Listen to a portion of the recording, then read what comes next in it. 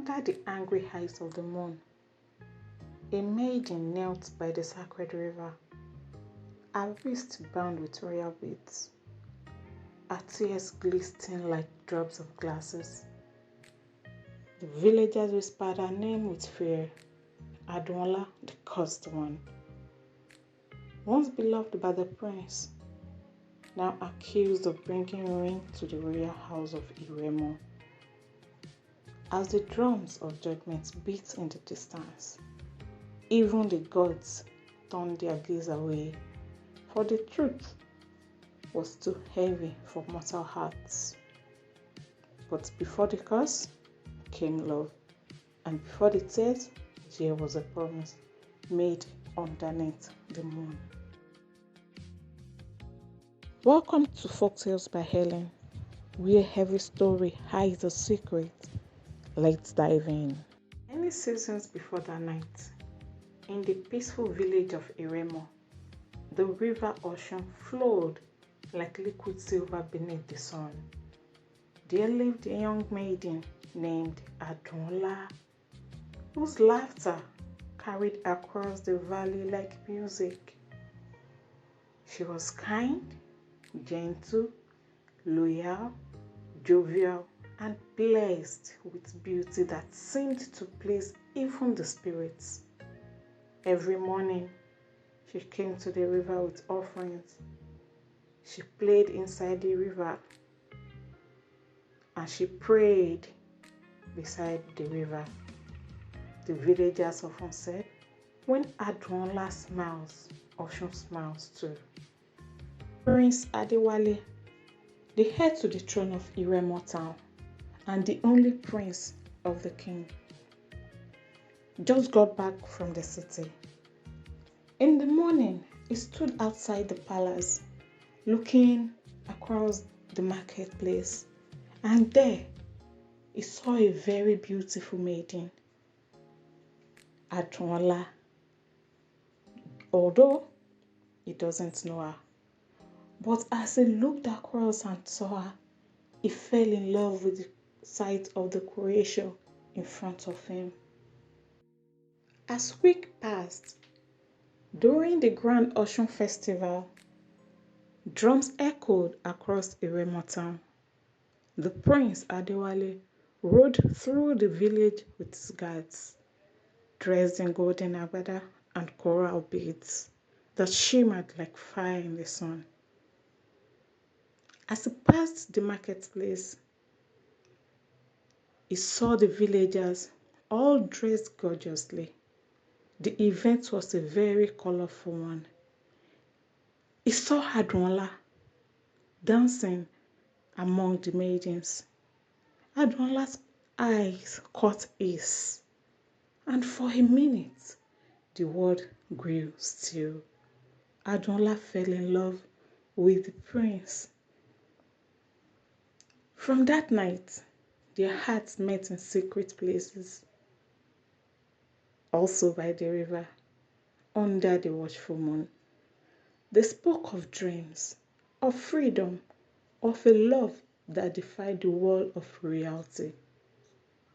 Because Prince Adewale knew his parents would be against their relationship. But love is a seed that grows even in forbidden soil. But love, no matter how pure, always stirs envy in hidden hearts. Adonla's closest friend watched in silence. She watched the love that grew between the prince and her friend. She became very, very jealous and angry. Once sisters of laughter, now rivals in love. Jealousy crept into her veins like poison, silent, slow, and deadly. Moronkeji, Adonla's closest friend. She began to whisper into ears that matters. She began to spoil Adonla's name. She told everyone that Adonla is not as pure, as innocent as she always presents herself to be. All this was going on behind Adonla's knowledge. This rumor is starting to get to the palace. She began to whisper into ears that mattered, especially to the maidens in the palace, so that it will quickly get to the queen. Because Queen Olabisi, the mother of Prince Adewale, is a very, very proud and powerful woman, which everybody knows. She could not bear the thought of her son marrying a common maiden. Upon hearing about the rumor that is flying around in the palace, the queen summoned Prince Adewale and told him to stop saying Adola because the relationship is not going to work, and also that he is going to marry a princess from Oyo. Prince Adewale knew in his mind that it was only Adola that he loved. Queen Olabisi, knowing the kind of son she had, sought Baba Ifa's consultation. And Baba Ifa cast his cowries and spoke softly. Olori Kekbeo, you have to be very, very calm. When the moon loves the river, the storm shall rise. And from that night, the storm began. That night, beneath the silent moon, as Adola was going to the river, Moronkeji followed secretly. And after Adola had left the riverside, Moronkeji came out of a hidden place and threw in a piece of cloth into the river. The piece of cloth was filled with menstrual flow, which is a taboo in Iremo town. Any lady seeing a monthly flow must not go near the river. Yet, knowing this, Moronkeji went against the sacred rule of the river. She whispered ancient curses into the night, calling on dark spirits to turn love into sorrow. The river trembled as a portion met the sacred waters.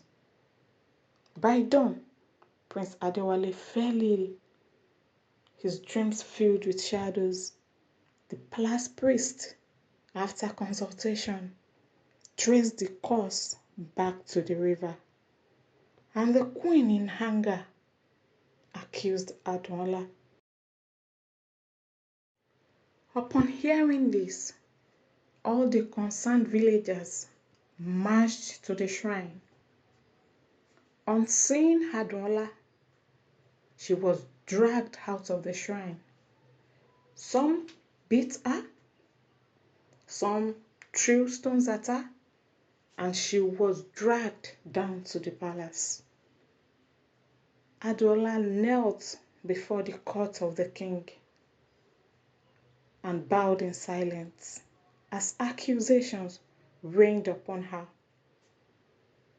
Everybody accused her because she is the bearer of Oshun. But when Baba Ifa spoke, thunder rolled across the sky. Only the river that gave her favor can reveal her truth, he said. Led by the villagers, Adola walked barefoot to the river, whispering prayers to Oshun. As she stepped into the waters, the moonlight surrounded her. Everywhere glittered. Everywhere became bright, soft, and divine. The river glowed, the curse lifted, and Moronkeji bowed in tears, hiding behind everything she could see, because her secret was revealed before everyone. Her envy turned her face pale as smoke, and she vanished into the forest, swallowed by her own darkness. Prince Adewale recovered, and the truth restored peace to Iremo town. The queen wept and blessed Adonla as her daughter. On the night of their wedding, the moon shone brighter than ever before. It was said that the gods smiled upon their love. The river calm, the drums gentle, the stars listening. And so Adonla became known as the Moon Bride, a story told to remind all hearts that love, no matter how tested, will always rise again, just like the moon.